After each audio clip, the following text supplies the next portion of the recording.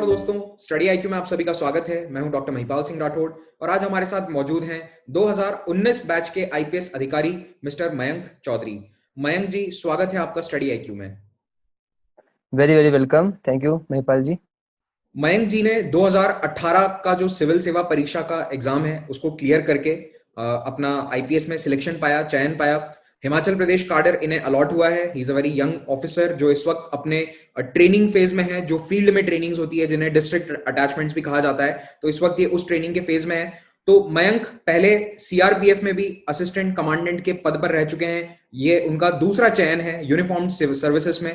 तो आज हम मयंक से बातचीत करेंगे, उनके ट्रेजेक्ट्री के बारे में जानेंगे, किस तरह से उन्होंने इन एग्जाम्स को अप्रोच किया, और ये भी जानेंगे कि कैसा एक यूनिफॉर्म सर्विस का लाइफस्टाइल है, किस तरह से क्या काम रहते हैं। और यूपीएससी देने वाले एस्पिरेंट्स को मेरे ख्याल से काफी इंस्पिरेशन मिलेगी एक ऐसे व्यक्ति से जिसने दो सिलेक्शन किए हैं अपने यूपीएससी एग्जाम्स में। So Mayank, let's start with your background. First of all आप हमें बताइए कि आप कहाँ से बिलोंग करते हैं, कहाँ पर आपकी पढ़ाई हुई और आपका फैमिली बैकग्राउंड किस तरह का है।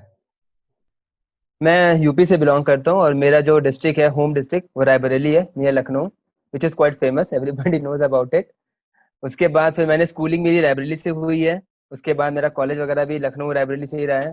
तो एज सच मैं महिपाल जी को भी बताना चाहूँगा कि मैं बहुत ऐसे चाइल्डहुड बहुत टैलेंटेड नहीं था कि मतलब जो लोग होते हैं ना आईआईटी आईएम का टैग होता है, मेरा ऐसा कोई टैग नहीं है। नॉर्मल स्कूल था, नॉर्मल कॉलेज थे, and even I was not Aspire for UPSC. मैंने कभी सोचा भी नहीं था कि मैं आईपीएस हूँगा या कभी यूपीएससी एग्जाम लिखूंगा। And you will not believe कि till 2015 I was not aware about what is UPSC at all. मैं आराम से मतलब बैंक में था। I was in the bank. I was the bank Allahabad Bank as a PO. Thereafter I came to know about the UPSC. It's a type of organization which conduct exam for IAS and IPS. Then I started thinking to give this exam. और फिर इसका 15 में मैंने अपनी job को छोड़ा क्योंकि मतलब बैंक के साथ में प्रिपरेशन हो नहीं पा रही थी। Then I left my job. 2016 में अपना पहला अटेम्प्ट दिया और मुझे पहले अटेम्प्ट में मेरी इंटरव्यू कॉल आई थी। So it was very very motivating for me also, but unfortunately I was not in the list. पर 17 में फिर आई थॉट कि यार एक बैकअप होना चाहिए, क्योंकि फिर ऐसा होता है कि आप यूपीएससी की गैम्बल है, मतलब आपका हो गया तो गुड, क्योंकि प्रिपरेशन सब करते हैं, हार्डवर्क सब करते हैं, बट वही लगता है कि यार होगा नहीं होगा, तो you should have backup in life. इसके लिए फिर मैंने असिस्टेंट कमांडेंट का एग्जाम लिखा। मेरी ऑल इंडिया 92 रैंक आई थी। देन 17 में मेरा सिलेक्शन हुआ। फिर 17 में मेरा एक्चुअली मेंस भी नहीं क्वालिफाई हुआ था। फिर 18 and the reason was that I got less marks in optional psychology. Then 18 में and it was, I will say, मैं महिपाल जी आपके बारे में बताऊंगा और आपके स्टडी आईक्यू के बारे में। Because of this psychology, that time I came to know that you launched a pen drive course in psychology. So I purchased it and I followed it, and it was very very helpful in my psychology because from that course I was able to write the answer which were not present in the textbook actually. So this helped me scoring good marks in psychology, and eventually by God grace 2018 I got selection. चलिए, And बहुत before this अच्छी in the बात है। schooling, जी जी, and the schooling I will say, मतलब यार कि ऐसा मेरा स्कूल भी कोई ऐसा नहीं था। मैं दयावती मोदी पब्लिक स्कूल से पढ़ा। कॉलेज मेरा बहुत ही नॉर्मल था, आईईसी कॉलेज था। तो these college are very normal. But ये है कि जो टैग लगाते हैं ना कि आईआईटी आईएम का होगा, बहुत ही ब्रिलियंट होना चाहिए, टैलेंटेड होना चाहिए, आई विल से कि आपकी ना प्रिपरेशन के टाइम का जो फेज है, 1 ईयर 2 ईयर 3 ईयर, जैसे मुझे 3 साल लगे, तो मतलब आपकी वो फेज आपका डेडिकेशन वाला फेज होना चाहिए। That time you should only think about UPSC. शायद ऐसा ही किया मैंने और आज मैं यहाँ पर हूँ। एक चीज आपने बताई नहीं कि आप ग्रेजुएट किस फील्ड के हैं। अच्छा, मैं ग्रेजुएशन इंजीनियरिंग से किया था, कंप्यूटर साइंस। ओके। उसके बाद मैं 3 महीने था, उसके बाद मैं 3 महीने करीब करीब रहा वो टीसीएस में। उसके बाद फिर अपने एरिया में होता है ना कि यार प्राइवेट जॉब गवर्नमेंट जॉब, तो I was also in that dilemma. So I started giving the government exam, so I went into the bank. But that time you will not believe, I was not aware about UPSC at all. Okay. I was just only knowing that IAS and IPS होते हैं, इनका कुछ एक अलग level होता है, पर UPSC exam कराती ये मुझे नहीं पता था। Then when I came to know, then I started my preparation. तो ये तो बहुत ही थोड़ा अचंभे की बात है कि आपने बैंक एग्जाम क्लियर कर लिया था और उसके बावजूद आपको आईएएस के बारे में पता नहीं था। बट देखिए, डेस्टिनी, आप अल्टीमेटली इसी एग्जाम में सफल हुए आगे चलकर। और जहां तक स्टडी आईक्यू कोर्स की बात है, तो मैं अपने दर्शकों को यहाँ पर ये भी बताना चाहूंगा कि आज जब मैंने मयंक जी को संपर्क किया था तो मेरे फोन में उनका नंबर सेव्ड था. Even I don't remember how and why, maybe we were in touch earlier, मुझे नहीं पता, लेकिन बहुत ही खुशी थी मुझे कि इनका नंबर मेरे फोन में पहले से सेव्ड था और साइकोलॉजी ही लिखा हुआ था इनके नाम के आगे कि मयंक साइकोलॉजी. तो जैसा कि ये बता रहे हैं, साइकोलॉजी का इन्होंने कोर्स उस वक्त लिया था और उससे फायदा भी रहा. तो हमारी कोशिश यही रहती है कि जिस तरह से भी हो हम एस्पिरेंट्स को हेल्प कर सकें, और स्पेशली ऐसे एस्पिरेंट्स जो दूर दराज में रहकर अपने घर से रहकर पढ़ाई कर रहे हैं, उनके लिए हम कोर्सेज ट्राई करते रहते हैं, जितना हो सके उन्हें हेल्प करें. तो चलिए मयंक जी, आगे बढ़ते हैं अपनी इस जर्नी के बारे में. आपने बताया कि आपका इंटरव्यू कॉल फर्स्ट अटेम्प्ट में आ गया, सेकंड अटेम्प्ट में आप सक्सेसफुल नहीं हुए, तो आपने सीआरपीएफ या सीएपीएफ एग्जाम की तरफ कदम रखा. तो सीएपीएफ में एग्जैक्टली. जब आप गए, आपने ज्वाइन किया, तो आपको वहां पर यस. कैसा लगा? Like would you have stayed in that career अगर आपका यहाँ आईपीएस में नहीं होता? तो सीआरपीएफ आपको अच्छा लगा था? हाँ, exactly. See that is also gazetted post ना. सो एक्चुअली यूपीएससी कोई भी एग्जाम होता है, क्लियर करते हो तो आपको एक कॉन्फिडेंस मिलता ही है कि यार आप एक गेस्टेड ऑफिसर बन गए हो. तो when I was in CRPF then literally I was very happy, because ये नहीं पता था कि कल को फ्यूचर में यूपीएससी में आईपीएस होगा कि नहीं होगा. I was not aware.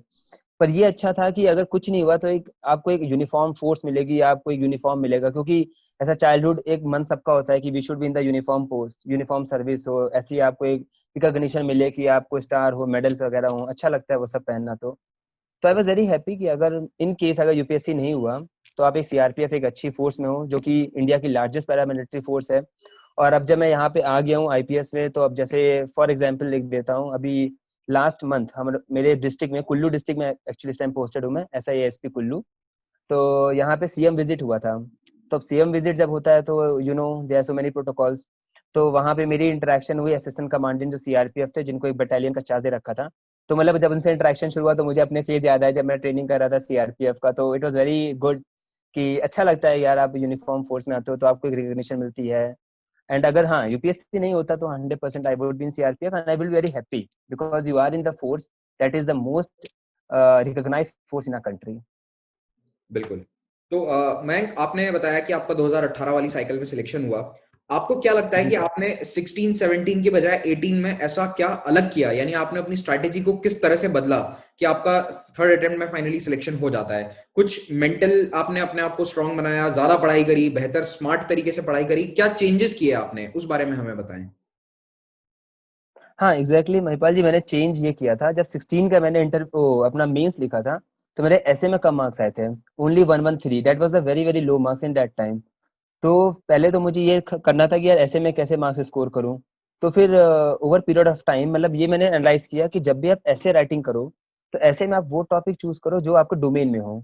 जैसे कि अभी 18 का मैं बताता हूँ, जब मेरा सिलेक्शन हुआ तो मेरा ऑप्शन साइकोलॉजी था. तो ऐसे में आपको पता ही है कि पार्ट 1 पार्ट 2 में आपको फर्स्ट ऐसे और सेकंड ऐसे लिखना होता है.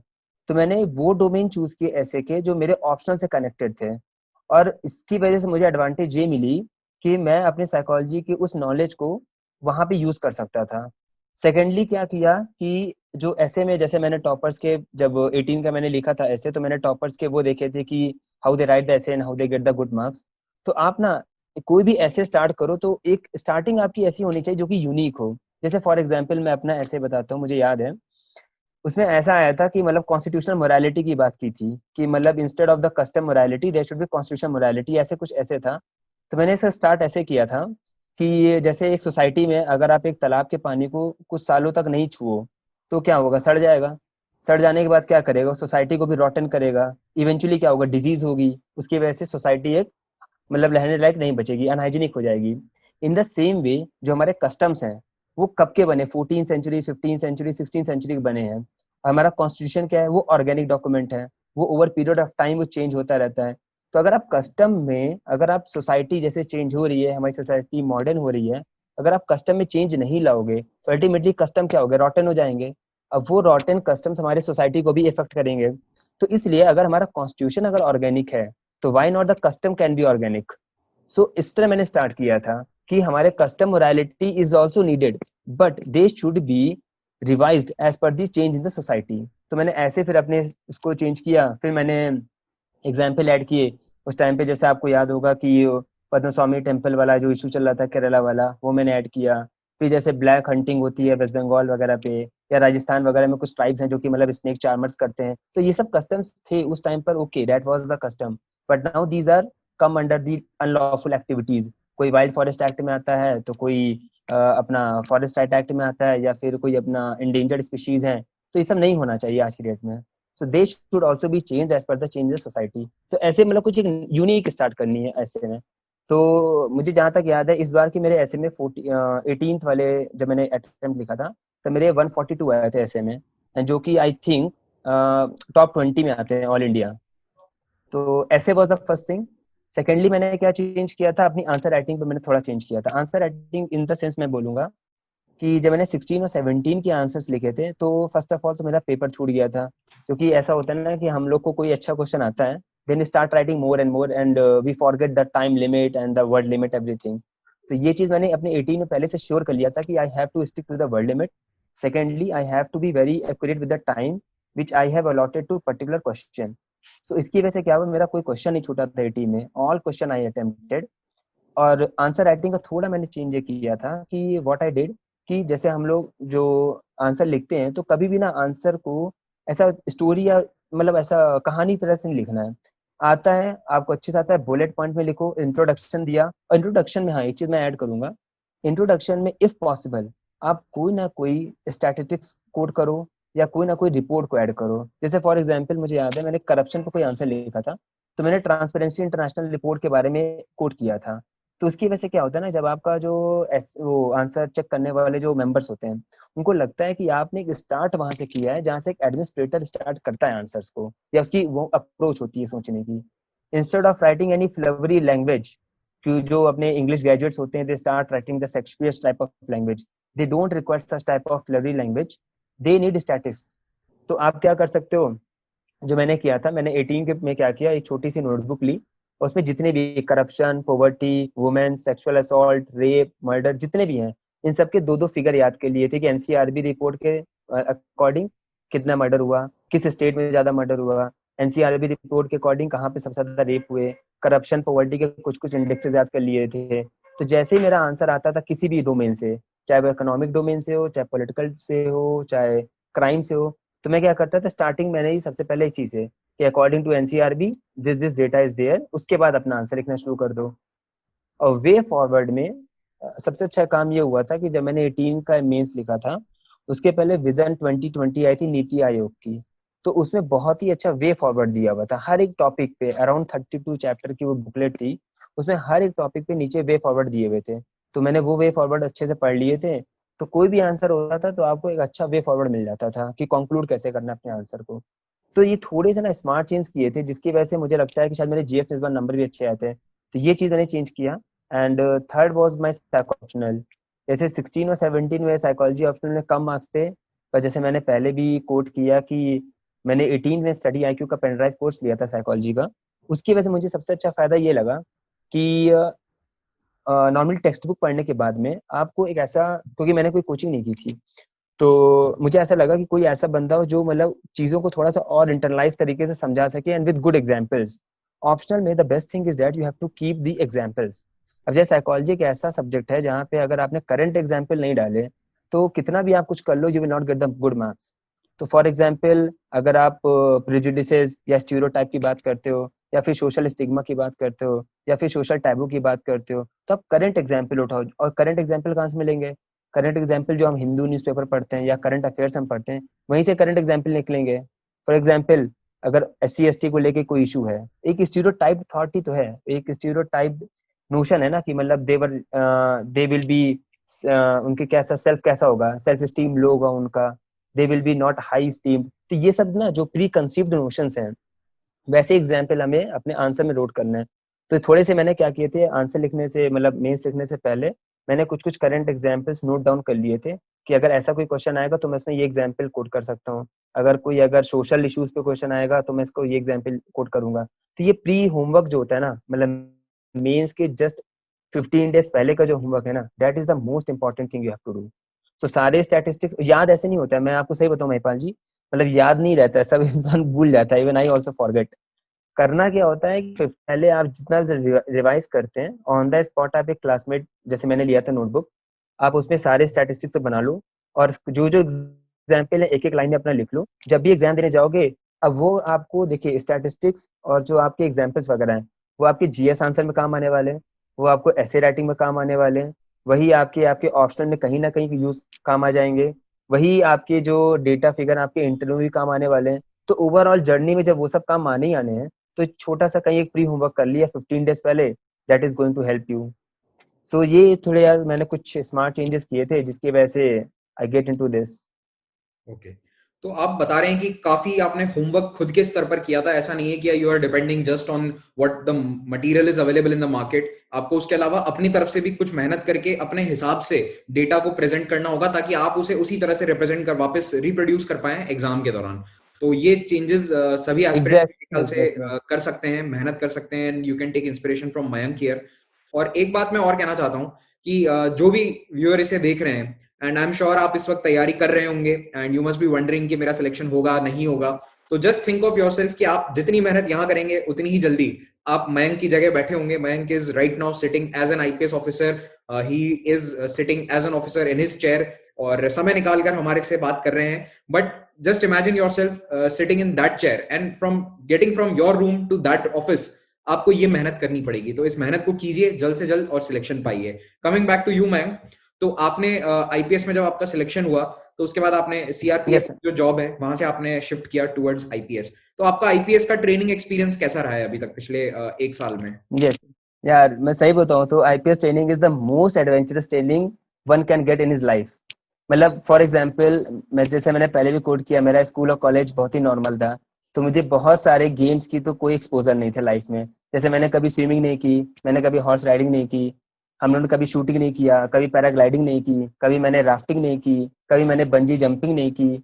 मतलब नेवर ऑल दीज, कभी मैंने गोल्फ नहीं खेला, कभी मैंने व्हाट यू से क्या कहते हैं उसको, बहुत सारी जो एक्टिविटीज हैं, मतलब बहुत सारे ऐसे गेम्स हैं जो स्नूकर वगैरह मैंने कभी नहीं लाइफ में खेले, ना मैंने कभी लॉन टेनिस खेला, कोई भी गेम जो मैंने लाइफ में कभी नहीं खेले थे। For the last 1 year all these games I have been exposed, और इतना लर्निंग एक्सपीरियंस होता है यू कैन बिलीव। मतलब हम लोग जब कहीं भी बैठते हैं ना तो वी ऑलवेज टॉक यार, ट्रेनिंग में ना जो मजा आता है, मतलब literally you will enjoy whole life, you will remember about these things. That is most adventurous thing बिल्कुल, मुझे खुद नहीं पता था अपार्ट फ्रॉम यू नो कि अबाउट द के दौरान आईपीसी आप लोग सीआरपी गोल्फ थिंग। खेलते हैं। Even I did not know that, so quite an adventurous. जैसे आप बता रहे हैं tennis, golf, you get to नहीं प्ले अ कुछ लॉट ऑफ कुछ स्पोर्ट्स, एक्सपोजर कुछ बहुत अच्छा है। Yeah please go ahead, I think we I exactly lost it. Exactly. या कुछ ऐसे स्टेट्स है ना जहाँ पे मतलब ये गेम्स खिलाए जाते हैं, जैसे गोल्फ वगैरह। पंजाब, अगर किसी को पंजाब या हरियाणा का ऑर्डर मिलेगा तो they expose you to play the golf also. पर ऐसा एनपीए में, नेशनल पुलिस एकेडमी में, लॉन टेनिस हो गया, स्नूकर हो गया, and each and every game, volleyball, badminton, मतलब द उस्ताद जो होते हैं ना हमारे ट्रेनिंग में, सबसे बेस्ट थिंग हमारे उस्ताद होते हैं। उस्ताद तुम्हें जो रगड़ा लगाते हैं, दैट इज द मोस्ट, मतलब उस टाइम पे तो टॉर्चर लगता है, पर आफ्टर ट्रेनिंग ना वही उस्ताद की हर एक चीज बड़ी अच्छी लगती है। वो कैसे कैसे कहते हैं, ऐसे कहते हैं मतलब कि they are from the different different state, उनके साथ में रहना, हम लोग 24 घंटे साथ में रहते हैं ऑलमोस्ट, हम लोग का स्क्वाड बन जाता है, हम लोग सारी एक्टिविटीज एक स्क्वाड में करते हैं। तो यार एक मतलब लाइवली हो जाता है, मतलब मजा ही आता है ट्रेनिंग में। बस हाँ, थोड़ी सी पढ़ाई करनी पड़ती है, that is a secondary thing, but overall training is very very good. Okay. तो आपको हिमाचल प्रदेश कार्डर अलॉट हुआ है, तो how are you finding the hill state? कैसा लग रहा है आपको, क्योंकि आप एक प्लेन्स एरिया से आने वाले हैं और उत्तर प्रदेश के रहे हैं, वहीं पे आपका बचपन बीता, तो कैसा चेंज आपको लग रहा है ज्योग्राफी और उसके अलावा लोगों में, कल्चर में? Do you think it's a culture shock for people जो दूसरे राज्यों से दूसरे राज्य में कैडर अलॉट हो जाता है जिन्हें, या फिर आप आसानी से अडेप्ट कर जाते हैं? हाँ ये बात सही बोली। Instead of culture shock I will say it will be the cultural learning. क्योंकि एक्चुअली व्हाट हैपन कि जैसे मैं हिमाचल में आया तो first time I came to the Himachal state in my life. So मैंने रोहतांग टनल वगैरह में कभी नहीं गया था, तो आई विजिटेड टू, हम लोग का हिमाचल दर्शन हुआ था 1 वीक का। तो हिमाचल दर्शन में हम लोग ने सारे, मतलब रोहतांग टनल है, या फिर लाहौल स्पीति में कोकसर एक जगह पड़ती है, हम लोग वहाँ गए। तो इसके बाद we went to Kangra fort, we went to so many different different places in the Himachal. Himachal का एक कल्चर है ना, वहाँ पे एक्चुअली आज भी जो इनके लोकल डिटीज होते हैं, देवी देवता, उनको लोग बहुत ज्यादा मानते हैं, हद से ज्यादा। मतलब अगर आप ये बोल लें कि उनसे आप पूछो कि आप लॉ पे विश्वास करते हैं लोकल डिटीज पे, तो they will say that they believe more in the local deities instead of law. पर ये भी है कि यहाँ की जो हिमाचल पॉपुलेशन है, आई से वन थिंग, इतनी ज्यादा, मतलब they will they are so much of aware about the laws, they are literate and they know exactly what their fundamental duties and here the policing is not citizen centric policing.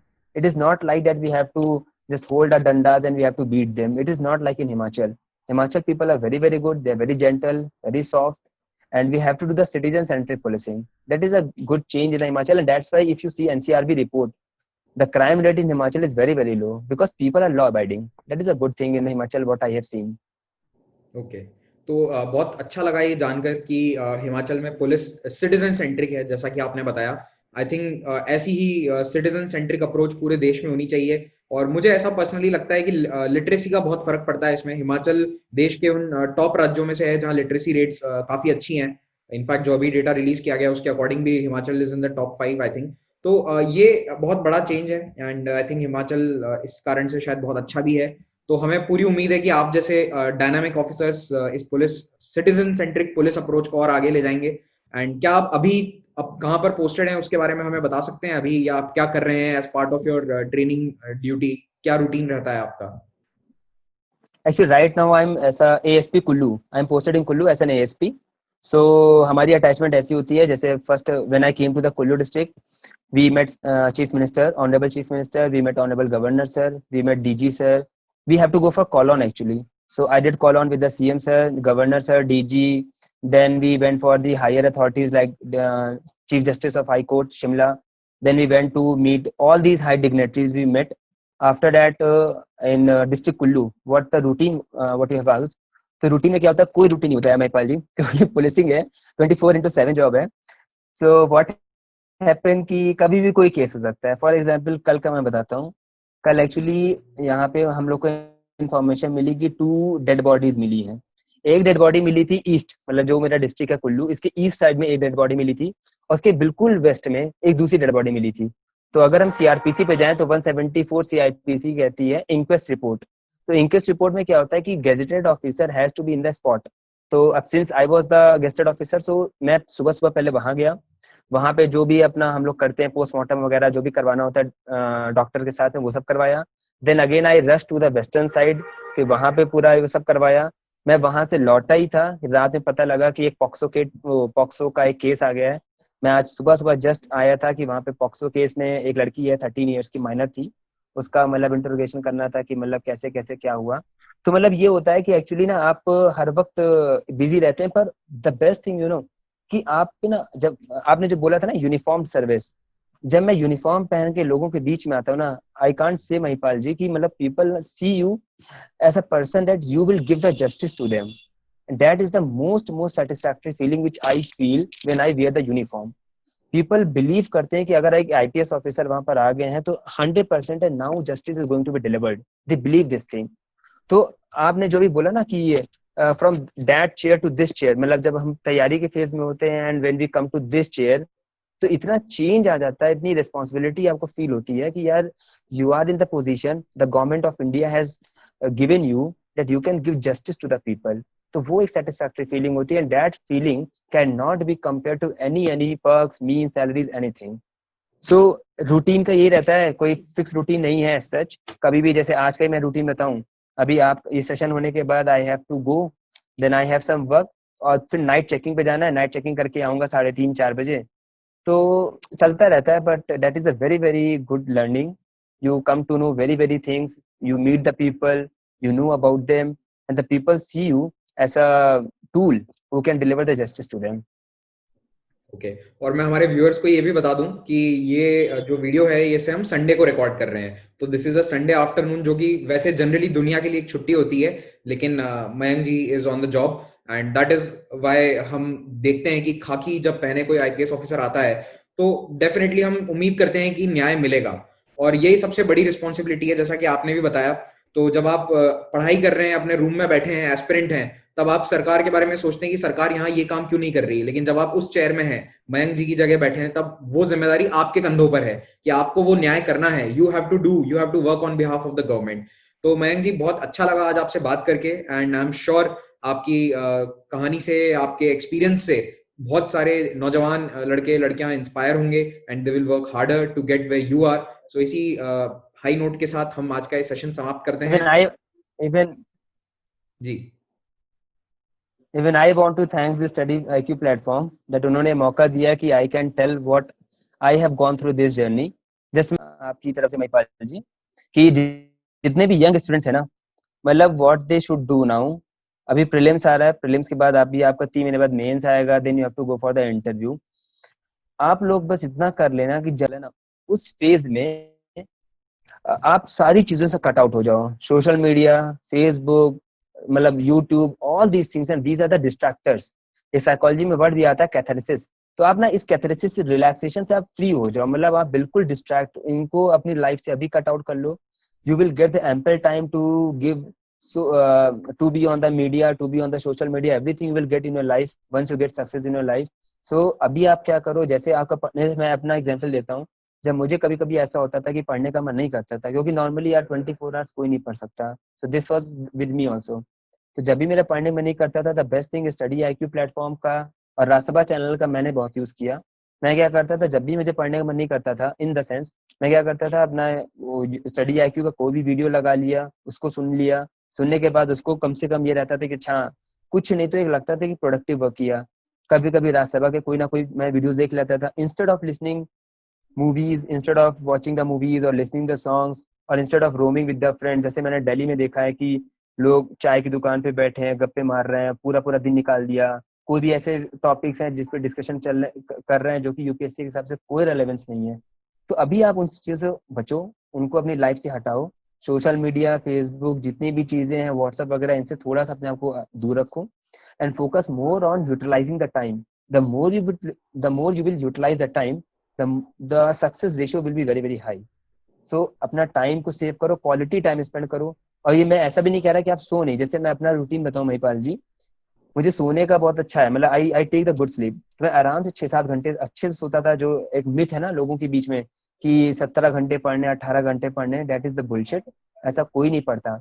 Exactly आप 11 से 12 घंटे अच्छे से पढ़ाई करो, उसके बाद proper rest लो। Proper rest लेने के बाद जब भी उठो क्वालिटी टाइम दो।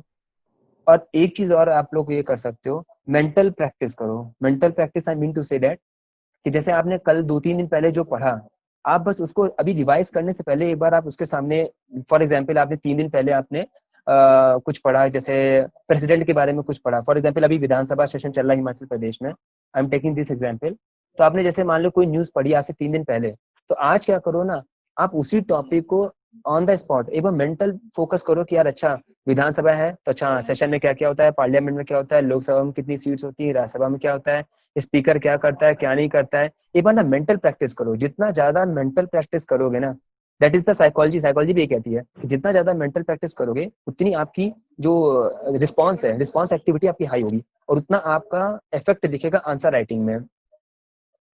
सो डू द मेंटल प्रैक्टिस। जितना आपका मेंटल एक्टिवेट रहेगा उतना ही आपका मेंस में, ऐसे राइटिंग में, इंटरव्यू में, हर जगह उतना शार्पनेस रहेगी and then you will be able to think more and more about it. So do the mental practice instead of wasting your time in watching movies और सॉन्ग्स। अगर movie देखनी भी है तो what I used to do, मैं वो movies देखता था जो यूपीएससी से रिलेटेड होती थी। फॉर एग्जाम्पल आप नेताजी सुभाष चंद्र बोस की कोई मूवी देख लो, गांधी की कोई जो मूवी आती है गांधी जी की, उनकी मूवीज देख लो, या फिर अपनी बीबीसी की कोई अच्छी सी डॉक्यूमेंट्रीज देख लो जो कि आपको कहीं ना कहीं आपको यूपीएससी से रिलेटेड हो। तो मेरा यही कहना है कि आप जब तक फेज में हो, आप अपने आप को डोमेन सेट कर लो कि this is my area, this is UPSC. UPSC से कनेक्टेड जितनी चीजें हैं उनको करो। So I think when you will utilise the time, the success rate will be high. Okay, thank you so much ma'am for that advice. I am sure ये बहुत से लोगों के लिए काम की रहेगी। और आप सही कह रहे हैं, अपने आप को उस इकोसिस्टम में ढालना जरूरी है कि आप यूपीएससी की तैयारी कर रहे हैं तो उसी हिसाब से अपना सारा एक्टिविटी, अपनी दिनचर्या, इवन अपनी जो मूवी चॉइसेस हैं वो भी आपकी यूपीएससी के अनुसार होनी चाहिए, तो सफलता आपको जरूर मिलेगी। तो इसी के साथ आज का हम सेशन समाप्त करते हैं। Thank you everyone for watching this and all the best for your upcoming exams, and thank you ma'am for taking thank you so out much. of your busy schedule। हमारे लिए वक्त निकालने के लिए बहुत बहुत धन्यवाद।